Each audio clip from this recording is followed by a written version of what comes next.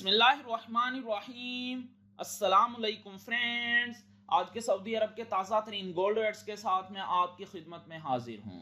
International market में gold की कीमत में 1 से 2 दिनों में $95 फी औंस का इजाफा देखने में आया है। इससे इंटरनेशनल मार्केट $3423 फी औंस के आसपास ट्रेड कर रही है। सऊदी अरब में भी गोल्ड की कीमत में ज़बरदस्त इजाफा देखने में आया है। दोस्तों, सऊदी अरब में गोल्ड ज्वेलरी परचेज करने पर 15% वैट पे करना होता है, जबकि 24 कैरेट खालिस गोल्ड परचेज करने पर किसी तरह का कोई वैट नहीं है। और ये जो मैं रेट आपको बताने लगा हूँ, इनमें वैट शामिल नहीं है। VAT is not included in this rates. आज सऊदी अरब में फी औंस सोने की कीमत है 12,836 रियाल 25 हलाले फी किलोग्राम, यानी 1 केजी। सोने की कीमत है 4,12,741 रियाल।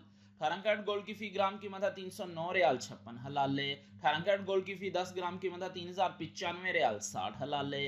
18 कैरेट गोल्ड की फी तोला कीमत है 3610 रियाल 66 हलाले। 21 कैरेट गोल्ड की फी ग्राम कीमत है 359 रियाल 8 हलाले।